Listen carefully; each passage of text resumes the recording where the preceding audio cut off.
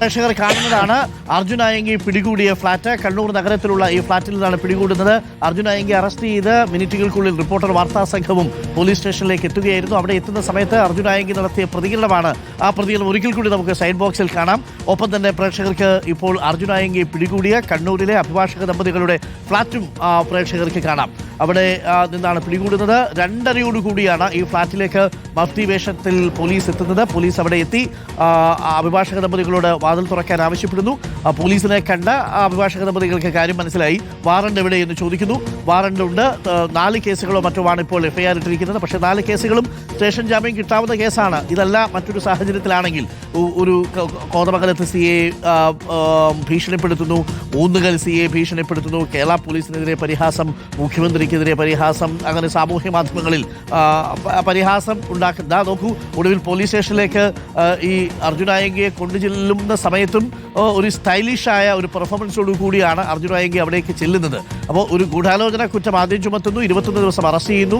അതിനുശേഷം കോതമംഗലത്ത് CAയെയും ഊന്നുകൽ CAയെയും ഒക്കെ ഭീഷണിപ്പെടുത്തുന്നു, സമൂഹ മാധ്യമത്തിലൂടെ ഭീഷണിപ്പെടുത്തുന്നു. അപ്പോൾ യഥാർത്ഥത്തിൽ സ്റ്റേഷൻ ജാമ്യമൊക്കെ കിട്ടാവുന്ന കുറ്റങ്ങളാണ് അർജുൻ ആയങ്കി നേരത്തെ ചെയ്തിരുന്നത്. പക്ഷേ പോലീസിനെ വട്ടം കറക്കിയത്, പോലീസിനെ വെല്ലുവിളിച്ചു. പിടിക്കാമെങ്കിൽ പിടിച്ചോ എന്ന് പറഞ്ഞ് വെല്ലുവിളിക്കുന്നു. ആഭ്യന്തര വകുപ്പിനെ വെല്ലുവിളിക്കുന്നു. മുഖ്യമന്ത്രിക്കെതിരെ പരിഹാസം ഉണ്ടാവുന്ന വാക്കുകൾ പ്രയോഗിക്കുന്നു. അങ്ങനെ തുടർന്നാണ് അർജുൻ ആയങ്കി പിടികൂടുക എന്നുള്ളത് പോലീസിനൊരു പ്രസ്റ്റീജ് വിഷയമായി മാറുന്നത്. അങ്ങനെയാണ് പോലീസും അർജുൻ ആയങ്കിയുടെ പിന്നാലെയുള്ള ഓട്ടം തുടരുന്നത്. പോലീസ് സ്റ്റേഷനിൽ എത്തിയ അർജുൻ ആയങ്കി മുഖം മറയ്ക്കാതെ ക്യാമറയ്ക്ക് മുഖം കൊടുത്ത് നിൽക്കുന്ന ദൃശ്യങ്ങളാണ് നമ്മൾ കണ്ടത്. ഒന്ന് അർജുൻ കല്യാണിലേക്ക് എത്തിയാൽ, അർജുൻ കല്യാൺ ഇപ്പോൾ ഈ ആയങ്കിയെ പിടികൂടിയ ഫ്ളാറ്റിലേക്ക് എത്തിയിട്ടുണ്ട്. കണ്ണൂർ നഗരത്തിൽ തന്നെയുള്ള ഫ്ളാറ്റ് അല്ലേ? ഇവിടേക്കൊരു ഓട്ടോറിക്ഷയിലാണ് വന്നത് എന്നുള്ള വിവരമാണ് നമുക്ക് ലഭിക്കുന്നത്. അക്കാര്യം കൂടി ഒന്ന് വിശദീകരിച്ചോളൂ. ഇന്നലെ രാത്രി 2:30 ഓപ്പറേഷൻ്റെ മറ്റെന്തെങ്കിലും വിശദാംശങ്ങൾ നാട്ടുകാർക്ക് അറിയാമോ? എവിടേക്ക് 2:30 എത്തിയ അഭിഭാഷക ദമ്പതികൾ ഇപ്പോഴും അവിടെയുണ്ടോ? അവർ പ്രതികരണം തരാൻ തയ്യാറാണോ? ഏതെങ്കിലും തരത്തിൽ മറ്റെന്തെങ്കിലും ബന്ധമുള്ളവരാണോ ഈ അഭിഭാഷക ദമ്പതികൾ? ഡോക്ടർ, നിലവിൽ ഇപ്പോഴെന്തായാലും ഈ പറയുന്ന ഫ്ലാറ്റ് ഇവിടെ പൂട്ടിയ നിലയിലാണ് കാണുന്നത്. ഇവിടെ ആരും ഉള്ളതായി നമുക്ക് മനസ്സിലാക്കാൻ വേണ്ടി കഴിയുന്നില്ല. ഇവിടെ ഒരു കാറ് മാത്രമാണ് നിലവിൽ, ഒരു നീല നിറത്തിലുള്ള ഒരു കാർ മാത്രമാണ്, ഓൾട്ടോ കാർ മാത്രമാണ് നമുക്ക് കാണാൻ വേണ്ടി കഴിയുന്നത്. നമ്മളിപ്പോൾ കാണുന്ന ദൃശ്യങ്ങളിൽ കാണുന്ന ഈ സ്ഥലത്താണ് ഈ പറയുന്ന, ഇത് ആരുടെ വീട് ചേച്ചി? ഇത് ഈ 2 വക്കീലന്മാർ ഇവിടെ താമസിക്കുന്ന അറിയോ? നിങ്ങൾക്ക് ആർക്കും അങ്ങനെ പരിചയമില്ല? ഈ അങ്ങനെ എന്തെങ്കിലും ഇവിടെ ഇന്നലെ രാത്രി എന്തെങ്കിലും സംഭവം ഉള്ളതായിട്ട് അറിയാമോ? ഇവിടെ ആരാ താമസിക്കുന്നുള്ള താമസക്കാരാരെ? ആരാന്നുള്ളത് അറിയില്ല, പരിചയമില്ല.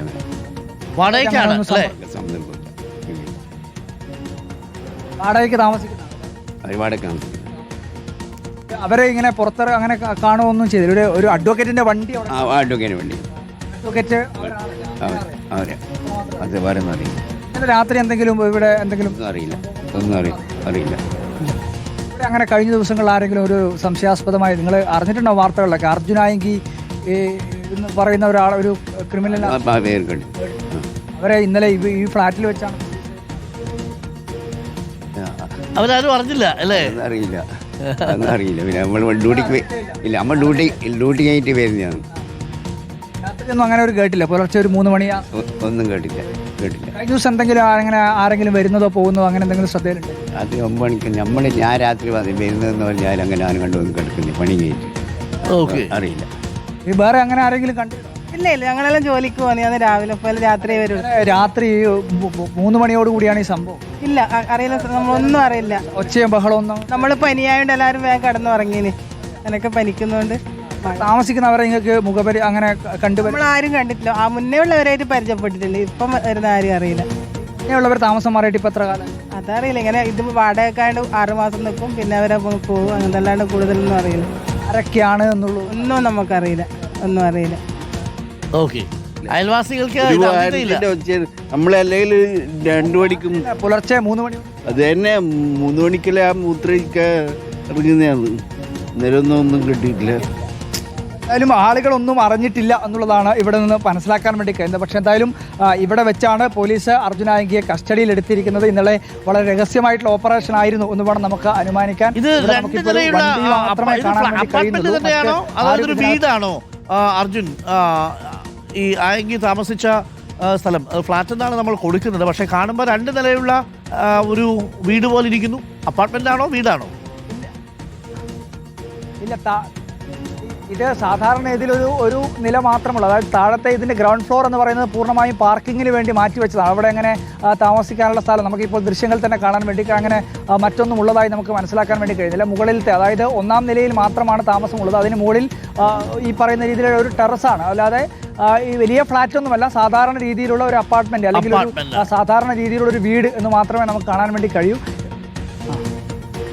ഓക്കെ, എന്തായാലും ഈ 2:30-3 മണി സമയത്ത് പോലീസ് ഓപ്പറേഷൻ നടക്കുമ്പോൾ ആരും അത് അറിഞ്ഞിട്ടില്ല, അയൽപക്കത്തുള്ള ആരും അത് അറിഞ്ഞിട്ടില്ല എന്നുള്ളതാണ് അയൽപക്കത്ത് ഇപ്പോൾ എത്തിയപ്പോൾ അർജുൻ കല്യാണിനോട് നാട്ടുകാർ കൊടുക്കുന്ന മൊഴി. അപ്പോൾ വളരെ രഹസ്യമായിട്ടാണ് പോലീസ് ഓപ്പറേഷൻ നടത്തിയത്. വലിയ ബഹളമൊന്നും അവിടെ കേട്ടില്ല എന്നുള്ളതാണ്. പക്ഷേ ഈ അർജുനായെങ്കിൽ ഇറങ്ങി ഓടി എന്ന് പറഞ്ഞിരുന്നുവെങ്കിൽ എങ്ങോട്ട് ഓടി എന്നുള്ളതല്ലോ, അതിന് ചുറ്റും ഒന്ന് നോക്കിയാൽ എന്തായിരിക്കും, എങ്ങോട്ടാണ് ഇറങ്ങി ഓടിയിട്ടുണ്ടാവുക? പോലീസ് പറയുന്നത് അനുസരിച്ച് പോലീസ് അവിടേക്ക് ഒരൊറ്റ എൻട്രിയേ ഉള്ളൂ. ആ എൻട്രിയിലേക്ക് എത്തുന്ന സമയത്ത് ആ ഫ്ലാറ്റിനുള്ളിൽ ഉണ്ടെങ്കിൽ സ്വാഭാവികമായും പിടികൂടേണ്ടതാണ്. പിന്നെ പുറത്തിറങ്ങി ഓടാനുള്ള സംവിധാനം അവിടെ ഇല്ല എന്ന് തോന്നുന്നു. അതിന് ചുറ്റുപാടും വീടുകളാണ്, ആകെ ഒരൊറ്റ വഴിയേ ഉള്ളൂ. ഇവിടെ ഒരു അഡ്വക്കേറ്റ് അഭിഭാഷക ദമ്പതികളുടെ കാർ അവിടെ കിടപ്പുണ്ട്. അവിടെ നിന്നാണ് അർജുൻ കല്യാട് ഇപ്പോൾ റിപ്പോർട്ട് ചെയ്യുന്നത്.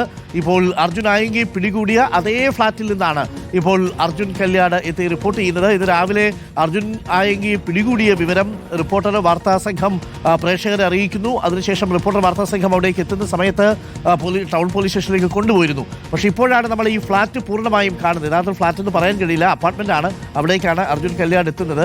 അവിടെ ആരെങ്കിലും താമസിക്കുന്നുണ്ടോ എന്ന് കൂടി ഒന്ന് നോക്കൂ.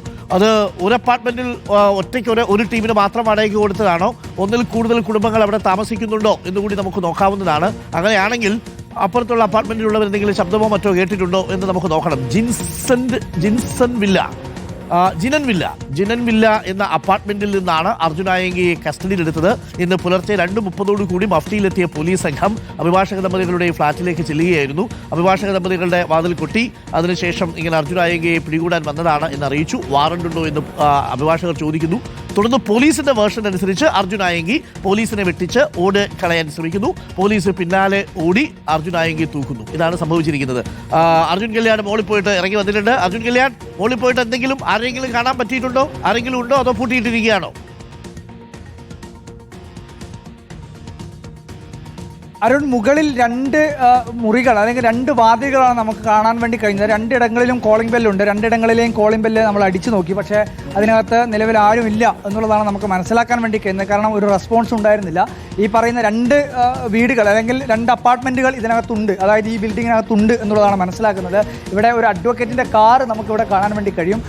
ഈ പറയുന്ന ഓൾട്ടോ 800 കാറ് നമുക്ക് ഇവിടെ ഈ പറയുന്ന പാർക്കിങ്ങിലായി നമുക്ക് കാണാൻ വേണ്ടി കഴിയും. ഇവിടെ ഏതെങ്കിലും തരത്തിലൊരു സംഘടനം നടന്നതിൻ്റെ ലക്ഷണങ്ങളൊന്നും നമുക്കിവിടെ കാണാനില്ല. കാരണം മുകളിലത്തെ ഭാഗങ്ങളിലും നമ്മൾ പരിശോധിച്ച സമയത്ത് അവിടെ ഡോറ് 2ഉം അടച്ച നിലയിലാണ്. ഈ പറയുന്ന സ്റ്റെയർ കയറുന്ന ആ ഭാഗത്ത് തന്നെയാണ് ഈ 2 ഡോറുകളും ഉള്ളത്.